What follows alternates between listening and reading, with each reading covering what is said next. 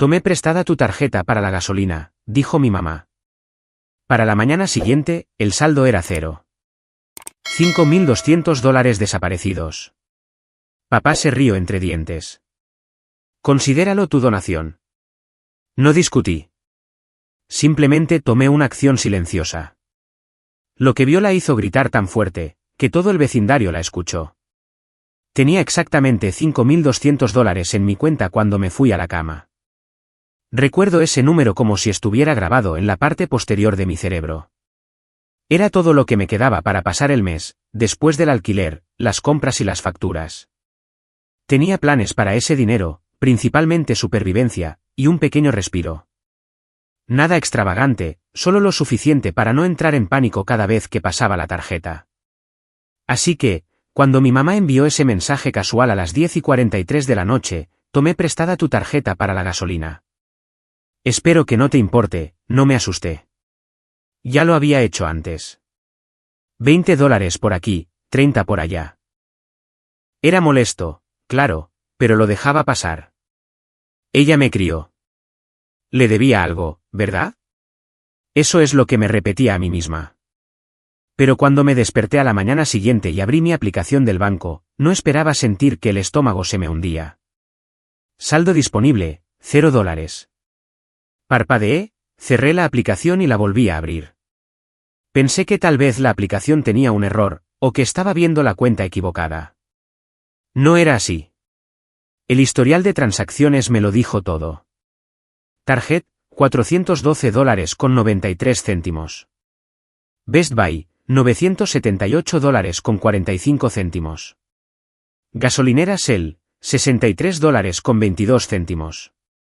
HomeGoods, $229.77. Salón de masajes, $144. Apple.com, $1.299. Y la lista seguía. Deslicé y deslicé, y mi pecho se oprimía cada vez más. Era como ver a alguien prenderle fuego a tu cuenta bancaria, en cámara lenta. Llamé a mi mamá. Contestó como si nada, dijo que ella y papá habían salido de compras.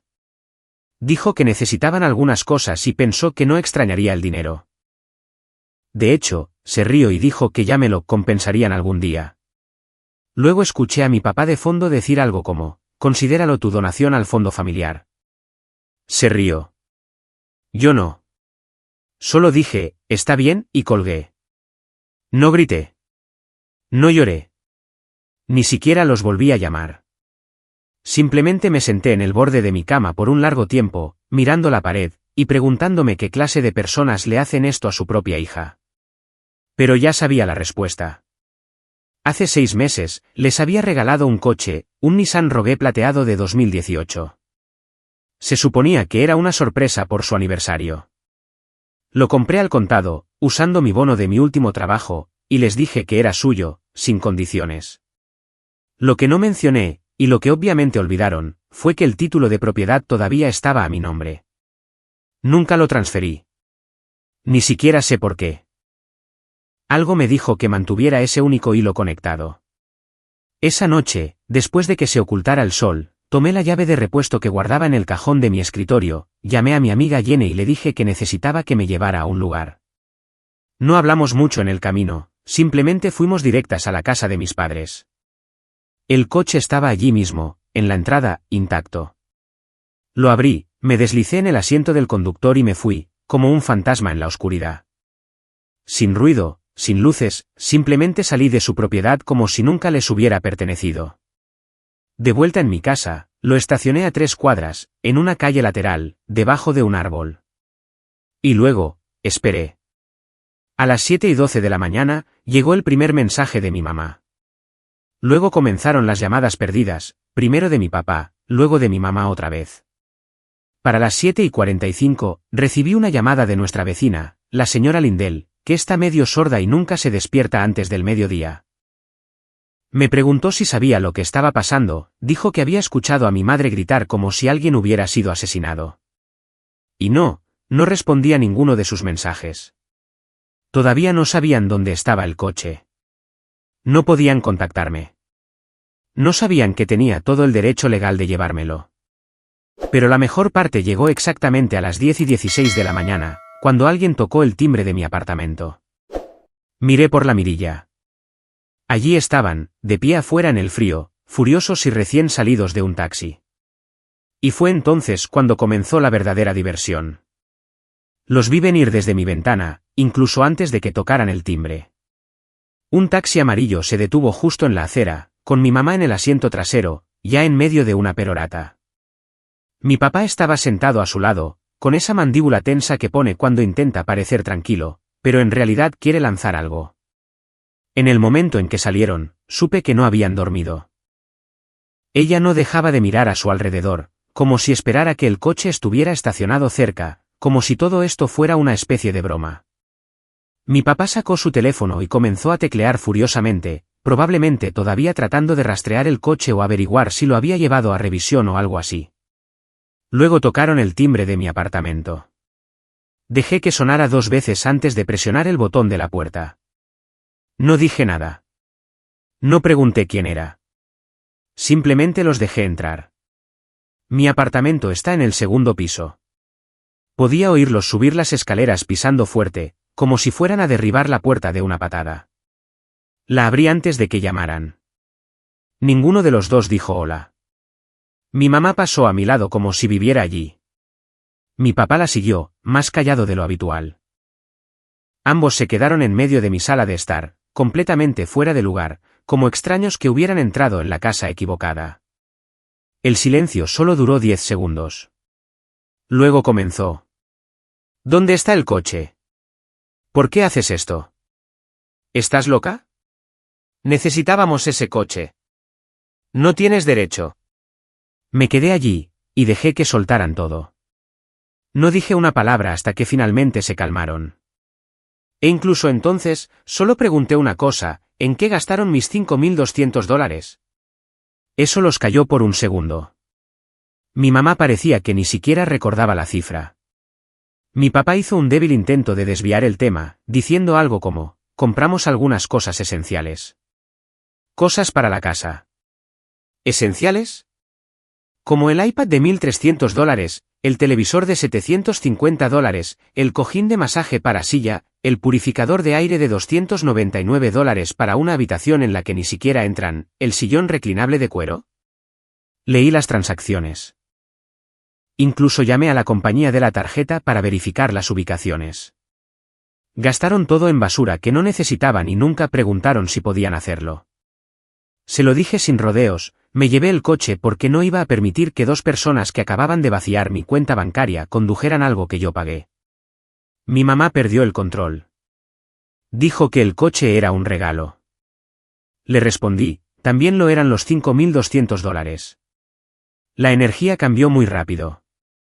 Mi papá comenzó a acusarme de ser dramática, diciendo que intentaba castigarlos y avergonzarlos. Mi mamá dijo que era egoísta, que la familia se ayuda mutuamente y que yo ni siquiera estaría aquí sin ella. Ahora gritaban más fuerte. Mi vecino de enfrente abrió la puerta y se asomó. Vi su sombra moverse. No dijo nada, solo escuchó. No les devolví los gritos. No igualé su energía.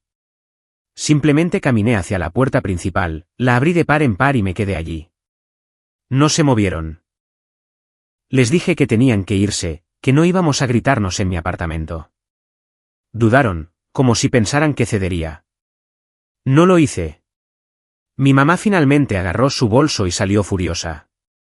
Mi papá la siguió, no sin antes decir: esto no ha terminado. No respondí. Cerré la puerta detrás de ellos. Por primera vez en meses, me sentí despejada, como si finalmente me hubieran quitado un peso de encima. Esa claridad duró unas 2 horas. Luego, recibí un mensaje de mi hermano, Colin. Vive a 20 minutos y nunca se involucra en nada, a menos que ya esté a punto de estallar. Su mensaje decía: mamá y papá acaban de llegar a mi casa en un taxi. Están fuera de sí. ¿Quieres que vaya? No respondí de inmediato, porque ya sabía lo que venía. Ellos contaron su versión. Tenía la sensación de que Colin estaba a punto de escuchar la mía. Y después de eso, el último vestigio de control que creían tener sobre la situación, desaparecería. Colin no se involucra a menos que sea serio. Es el tipo de persona que deja pasar las cosas, incluso cuando no debería, porque prefiere mantener la paz a iniciar una pelea. Así ha sido siempre entre nosotros. Yo hablaba, y él suavizaba las cosas, especialmente cuando se trataba de nuestros padres. Así que, cuando llamó a mi puerta esa tarde, ya me estaba preparando. Pensé que vendría con algún discurso para hacerme sentir culpable, que intentaría convencerme de devolver el coche, de arreglar las cosas, de mantener a la familia unida. No lo hizo. Entró, se sentó en el borde del sofá y me miró. Simplemente dijo, cuéntamelo todo desde el principio. Y así lo hice. Le expliqué todo, el mensaje de mamá sobre tomar prestada mi tarjeta, despertarme con una cuenta bancaria vacía, la larga lista de cargos, todo en basura. Cosas que nadie necesita cuando supuestamente están en apuros. Aparatos de diseño, lámparas elegantes, un masajeador de pies con forma de gato y Bluetooth. No interrumpió ni una sola vez. Simplemente escuchó mientras le mostraba el historial de transacciones y le señalaba cómo nada de eso era para comida, o alquiler, o emergencias. Eran compras. Pura y simplemente, compras estúpidas. Cuando le conté que los había llamado y cómo lo habían minimizado como si nada, como papá se rió y dijo que era una donación, la expresión de Colin cambió por completo. Se quedó sentado, con los ojos fijos en la pantalla de mi teléfono.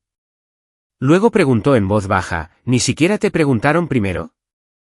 Le dije, no, no preguntaron. No me avisaron. No se disculparon. Simplemente lo tomaron. Se frotó la cara con ambas manos y se levantó, caminando de un lado a otro, algo que nunca hace. Luego, simplemente dijo, está bien, dame 20 minutos. No le pregunté a dónde iba.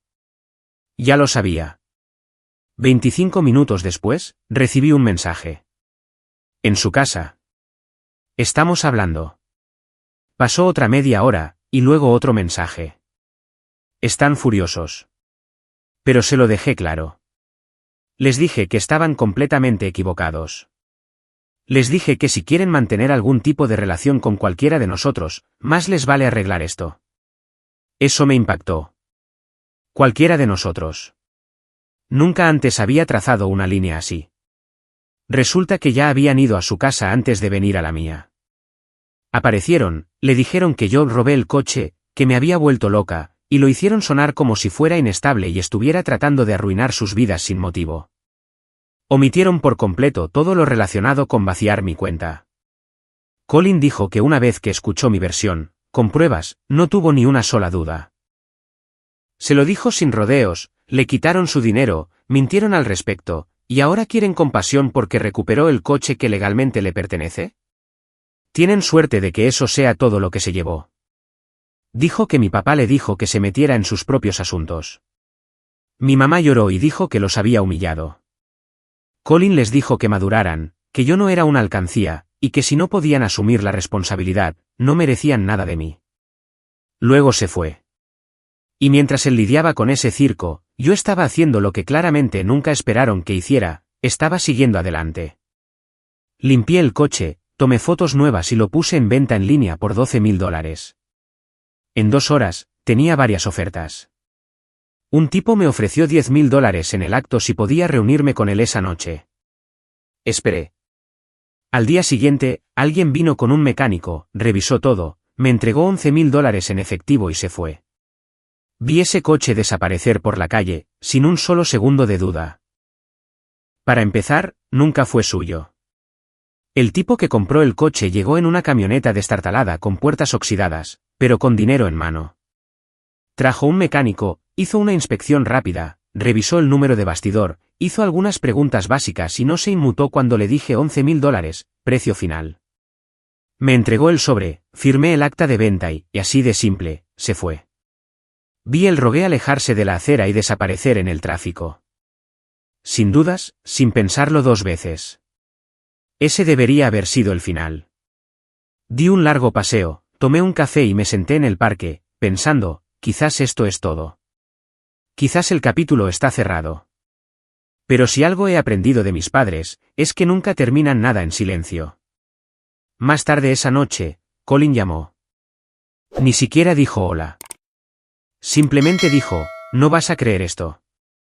Intentaron denunciar el robo del coche. No a la policía afortunadamente, no fueron tan audaces sino al concesionario donde supusieron que lo había comprado. Al parecer, llamaron y afirmaron que su hija había robado el coche que ellos pagaron y que estaban considerando acciones legales. El concesionario pidió el número de bastidor, que mi papá había guardado en una foto del día que les di el coche. El tipo del concesionario hizo una pausa, y luego les dijo que el coche tenía una llamada a revisión del fabricante marcada, algo relacionado con el sistema de airbags y el cableado eléctrico, y que había sido elegible para una recompra. Eso captó su atención muy rápido. El tipo del concesionario explicó que, bajo la llamada a revisión, al propietario registrado original, se le habría ofrecido un reembolso de $13.500 si el coche se hubiera devuelto directamente al fabricante dentro del periodo de la llamada a revisión. Yo nunca había abierto las cartas. Recordaba haber visto algo de aspecto oficial llegar por correo meses atrás, pero lo dejé a un lado, pensando que era solo uno de esos aburridos avisos de seguridad. Ahora, aquí es donde se pone divertido. Mis padres estaban furiosos, no por la llamada a revisión, sino porque se dieron cuenta de que se perdieron esos $13.500. Pensaron que podían hacerme sentir culpable para que les devolviera el coche, y tal vez incluso venderlo ellos mismos si jugaban bien sus cartas.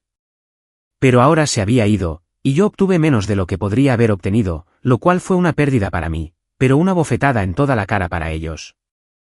Colin dijo que mi papá se quejó durante 1 hora seguida sobre lo desagradecida que era, que debería haberles contado sobre la llamada a revisión, que debería haber esperado. Mi mamá lloró, no por lo que me hicieron, sino porque se sintieron estafados de un dinero que creían merecer. Ni una sola vez mencionaron los $5.200 que tomaron de mi cuenta. Ni una sola vez dijeron que lo sentían. Pero no me importaba. Tenía $11.000 en efectivo. Mis facturas estaban cubiertas para los próximos meses. Y por primera vez en mucho tiempo, no le debía nada a nadie. O eso creía. 3 días después, estaba preparando la cena cuando alguien tocó el timbre de mi puerta. No el intercomunicador, el timbre de la puerta, lo que significaba que alguien ya estaba parado justo afuera. Abrí la puerta y sentí que se me revolvía el estómago. Eran ellos de nuevo. Mi mamá, mi papá y alguien parado detrás de ellos. Tuve que entrecerrar los ojos por un segundo. Entonces caí en la cuenta, el tío Rick. No lo había visto desde que tenía 17 años. Él y mi papá no se habían hablado en casi 10 años, después de una gran pelea que terminó con Rick completamente apartado.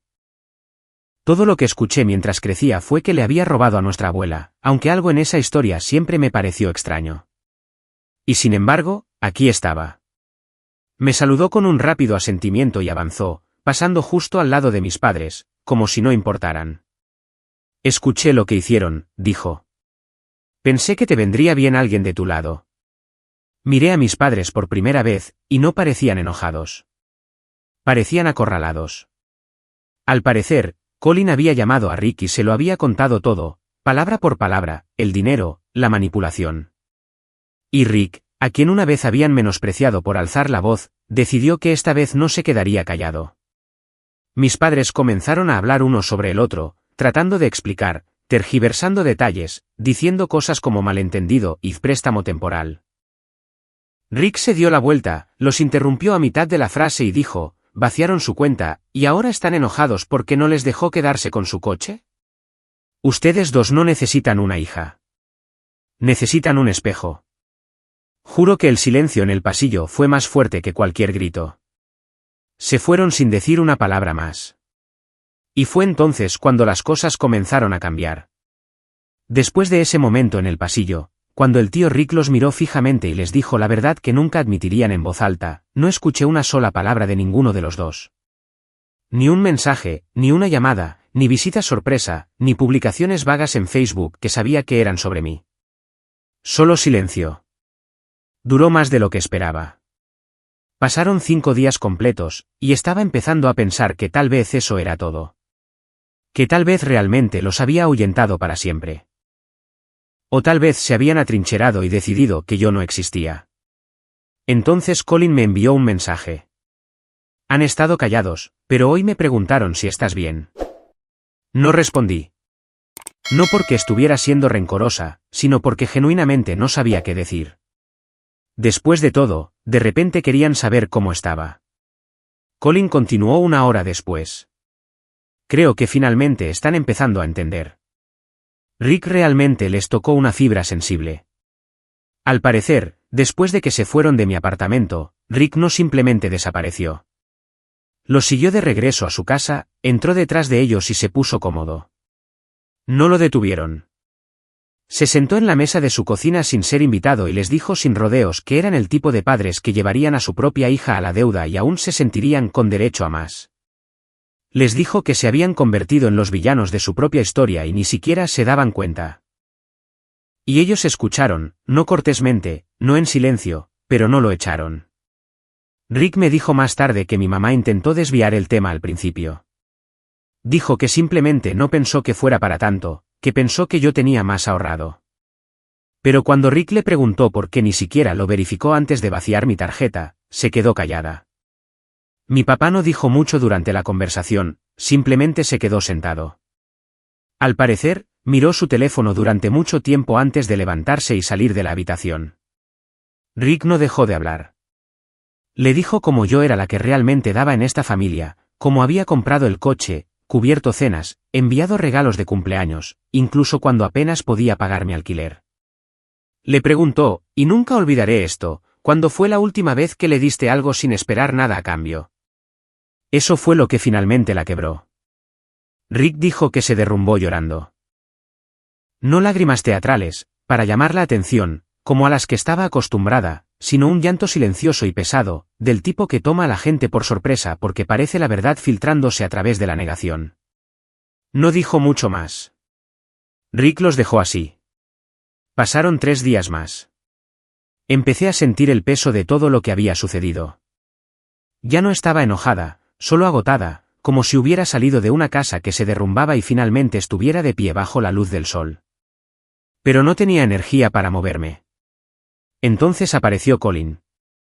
Sin previo aviso, solo llamó una vez y esperó afuera con un pequeño sobre de Manila en la mano. Abrí la puerta y lo dejé entrar sin decir una palabra. Se sentó y deslizó el sobre la mesa. Sé que no es todo, pero se acerca.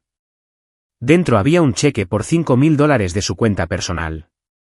Lo miré durante mucho tiempo. No se sentía como una venganza. Ni siquiera se sentía como un cierre. Se sentía como la última pieza del rompecabezas de una imagen que nunca quise ver con claridad. Le pregunté por qué me lo estaba dando. Dijo, porque me siento avergonzado por ellos. Y honestamente, por mí. Debería haber hablado antes. Vi cómo se aprovechaban de ti una y otra vez y me repetía que no era asunto mío, pero lo era. Siempre lo fue. Le pregunté si sabían que estaba haciendo esto. No me lo pidieron, pero van a saber que lo hice. Y espero que les haga sentir toda la vergüenza que deberían haber sentido en el segundo en que tocaron tu tarjeta. Hizo una pausa. ¿Quieren disculparse? Les dije que eso no depende de mí. Depende de ti. No dije nada, solo asentí. Más tarde esa noche, recibí un solo mensaje de mi mamá. No era largo, solo unas pocas líneas. No espero que nos perdones, pero quería que supieras que lo siento. No sé en quiénes nos convertimos, pero sé que a mí tampoco me gustan. Y gracias por no volverte como nosotros. No fue perfecto. No deshizo nada, pero fue el primer mensaje de ella que no intentó manipular la historia. Lo leí una vez, y luego lo borré. No lo necesitaba. Ya tenía todo lo que necesitaba. Solía pensar que el cierre venía de las conversaciones, grandes, emocionales y desordenadas, donde la gente llora, admite que se equivocó y, de repente, se vuelve mejor. Pero no fue así como sucedió para mí. Mi cierre no vino de una disculpa. No vino de ver a mi mamá llorar, o a mi papá quedarse en silencio por una vez. No vino de un cheque o de una confrontación dramática. Vino del espacio que creé una vez que dejé de dar explicaciones. Deposité los $5,000 de Colin 2 días después de que me los entregara. No lo llamé, no le envié un mensaje, no le di las gracias de inmediato. No porque no estuviera agradecida, lo estaba, sino porque necesitaba tiempo para simplemente sentarme en el silencio. Pagué mi tarjeta de crédito, pagué mi alquiler con 3 meses de antelación y compré comida sin hacer cálculos en mi cabeza. Por primera vez en mucho tiempo, caminé por una tienda sin estremecerme con cada etiqueta de precio. Empecé a dormir toda la noche de nuevo. Colin me envió algunos mensajes esa semana. Nunca mencionó a nuestros padres. Solo cosas casuales, un meme, un enlace a un viejo programa que solíamos ver, un vídeo de un perro en patineta. Creo que estaba viendo cómo estaba sin preguntarme directamente. Luego, un tranquilo sábado por la mañana, sonó el timbre de mi puerta. No esperaba a nadie. Pensé que tal vez era una entrega. Miré por la mirilla y me quedé helada. Era mi mamá. Sola. Sin maquillaje, sin postura dramática, sin llaves en la mano, como si estuviera lista para entrar y tomar el control de la conversación. Simplemente parada allí, con un sobre de papel y un rostro que no había visto desde que era niña, antes de la manipulación, antes de la culpa, antes de todas las excusas. Abrí la puerta, pero no dije una palabra. No pidió entrar, no forzó un abrazo. Extendió el sobre y dijo en voz baja: sé que esto no arregla nada. Eso fue todo. No esperó una respuesta, simplemente se dio la vuelta y se fue por el pasillo. Dentro del sobre había $200 en efectivo y una nota escrita con letra temblorosa. Esta es la primera vez que intento darte algo sin esperar nada a cambio. Vendí mis joyas, solo algunas piezas. Sé que no es nada, pero es mío. No de tu papá, no de Colin, solo mío. Me senté en el suelo y sostuve esa nota durante mucho tiempo. Sin llorar, sin estar enojada. El dinero no importaba. Podrían haber sido $5 o un solo billete de $1. Pero por primera vez en mi vida, mi madre había hecho algo que no venía con condiciones, ni culpa, ni un sermón. No pidió perdón. Ni siquiera pidió hablar. No deshizo los $5.200, ni los años de sabotaje emocional, ni la llamada telefónica en la que se rió mientras me decía que habían gastado todo lo que tenía. Pero me dijo una cosa: entendía, o al menos estaba empezando a entender. Esa noche, llamé a Colin y le conté lo que pasó. Se quedó en silencio por un momento, y luego dijo: no ha hablado con papá desde la semana pasada. No realmente. Ha estado durmiendo en el sofá. Creo que está avergonzada. No creo que sepa cómo recuperarse de esto. Y le dije la verdad. No quiero que se recupere. Quiero que siga adelante. Él lo entendió. Esa fue la última vez que hablamos de ello. Ahora, cuando pienso en mis padres, ya no siento ese nudo en el estómago. No me estremezco cuando mi teléfono suena. No me quedo despierta tratando de averiguar cómo hacerlos sentir orgullosos o demostrar que merezco respeto. Ya no estoy enojada. Simplemente, he terminado. Y creo que así es como se ve la verdadera sanación. No un gran momento, no una escena final dramática. Simplemente llegar al punto en que ya no esperas que otra persona te haga sentir completa. No estoy conteniendo la respiración por otra disculpa. No estoy esperando que cambien. Pueden hacerlo si quieren, pero ya no estoy parada en la puerta. La cerré, y esta vez no fue por rencor o dolor. Fue por paz. Del tipo que construyes tú misma una vez que dejas de darles a todos los demás el plano. La actualización: habían pasado 2 semanas desde que mi mamá dejó ese sobre en mi puerta. 2 semanas de completo silencio. Sin mensajes, sin llamadas, sin drama. Me había acostumbrado al silencio. Era agradable, de hecho. Especificó. Mi apartamento finalmente se sentía como un lugar en el que vivía, no una zona de guerra a punto de estallar. Empecé a despertarme temprano de nuevo. Comía mejor, dormía mejor. Incluso me inscribí en un gimnasio, nada loco, solo algunas pequeñas cosas que había pospuesto durante años. Entonces, de la nada, Colin llamó. Oye, dijo. ¿Estás sentada? Pensé que algo andaba mal. Luego dijo: papá quiere hablar contigo, como hablar de verdad. Y creo que va en serio. Casi me río. Le pregunté si era una broma. No, dijo Colin. Ha estado callado durante días. Anoche me dijo que ha estado pensando en cómo ha manejado todo. Dijo que se siente fatal por ello. No me pidió que te pasara el mensaje. Dijo que si quieres, él vendrá a ti. Sin presión. No respondí de inmediato. No sabía qué decir. Colin no insistió. Simplemente dijo, no es el mismo esta semana. Ha estado más callado. Pasa mucho tiempo en el garaje. Mamá sigue en el sofá. No están peleando, pero tampoco están fingiendo. Es extraño. Le dije que necesitaba tiempo para pensar. Al día siguiente, recibí una carta. No un mensaje de texto, no un correo electrónico, una carta de verdad, con la letra de mi papá. Sin sobre, solo papel doblado dejado en mi puerta. Dentro había un solo párrafo. Sin rodeos, sin excusas, solo esto, me equivoqué con el dinero, con el coche, con cómo te he tratado. Pensaba que todavía era el padre en esta relación, pero tú has sido la adulta durante mucho tiempo. No espero nada de ti, pero me gustaría tener la oportunidad de aprender algo de ti, si alguna vez decides que estás abierta a ello. Eso fue todo. Aún no sé si lo llamaré.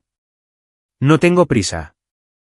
Pero por primera vez, mi papá no intentó defenderse. No usó el humor para esconderse. Simplemente dijo la única cosa que nunca le había dicho a nadie en esta familia, que se equivocó. Eso, por sí solo, se sintió como algo que nunca pensé que viviría para ver. Y tal vez, solo tal vez, este no es el final de la historia después de todo.